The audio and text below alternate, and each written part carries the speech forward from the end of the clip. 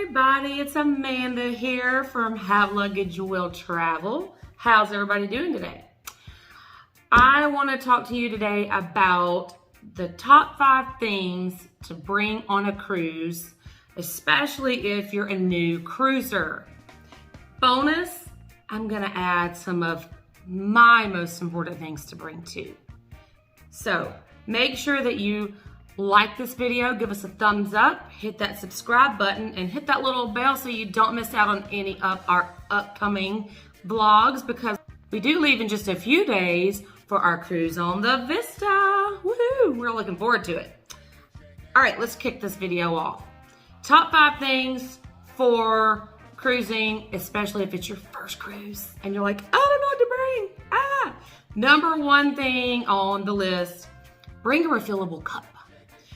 You're gonna have coffee and tea and lemonade, soda, whatever you drink. I recommend an insulated cup and bring a straw. The straws on the cruise ships are paper. Who likes paper straws? I don't like paper straws. So whether it be a metal straw, a plastic straw, whatever, bring a straw to go with your cup. Unless you don't like to drink out of straws, then don't bring a straw. Number 2 is canned soda. And this is really a money-saving tip. We buy the drink package, the bottomless bubbles for our kids, because they're gonna go through more than a 12-pack. Because every time they turn around, they're like, I need a drink. But for me and Josh, we bring 12 packs because we're not gonna go through more than that in a 7-day period. And we're not Pepsi lovers, so if you're cruising Carnival, you gotta bring your Coca-Cola products.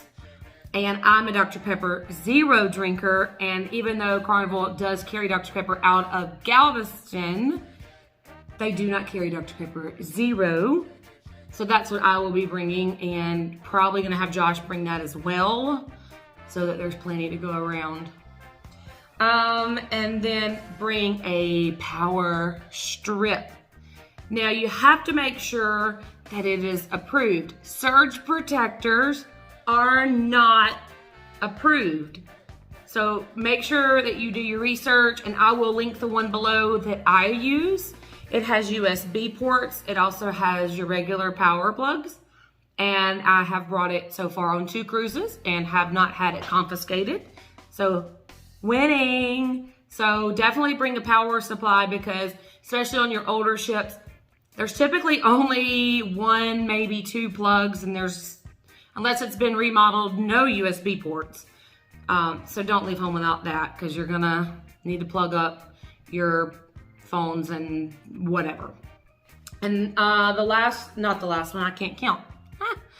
The next one is cash. We like to have cash for tips. We like to have cash when we go to port. And then if you're gambling, you can bring a budget. You can budget your gambling and bring cash, and you can use cash in the casino. So like to bring some cash with us for sure. And when I said tips, we usually do prepaid gratuities, and then we'll tip extra like to our room steward. And when we go for breakfast in the main dining room, we always leave those servers a tip extra, because I don't know how much of the prepaid gratuities go to those guys, so we do like to leave them a tip when we go. The last thing on the list is medicines, because you're probably gonna get a headache at some point, and you don't wanna go and buy that stuff on the ship. Bring what you prefer, and also bring something for motion sickness, whether you're prone to it or not. I wear the patch. I'm part of the patch family. Works wonders for me. Get a prescription from your doctor, get it filled, easy peasy. I also bring Zofran, or you can bring Meclizine, whatever you want to bring. I know some people wear the C-bands. Any of that stuff is fine. Just bring stuff for motion sickness. Bring your Tylenol or Aleve. I would recommend bringing some kind of like cold and flu medicine in case you get a stuffy nose because of allergens or whatever the case may be. So yeah, that's a good list for newbies, first timers. Now let's talk about my favorite, like can't live without stuff. My number 1 is a fan. Now, there are size regulations. I want to say it's 10 inches. I will confirm that in the description below. I pack it in my luggage and it gets delivered to my room in my luggage, and then I need it for the noise, and it gets a little stuffy in those rooms. I'm a Louisiana girl. I'm hot all the time, no matter what the air's on. So I have to have my fan. I can't sleep without it, period. And the fan app is a great replacement if you forget your fan, but then you don't have the air circulation. Bring a fan. And then I talked about bringing a cup, and I also talked about the straws already, but a straw is number 2 on my list. Again, I don't like the paper straws. Not a fan. They fall apart, they flop over, and they're just gross. I don't like them. Snorkel gear is next on my list. Bring your own. I do not want to rent snorkel gear, and I love to snorkel. I do not want to put my mouth on another snorkel. Blech. Even before, you know, the times we're in, nope. Bring your own. You can rent it, but I wouldn't recommend it. It's kind of gross.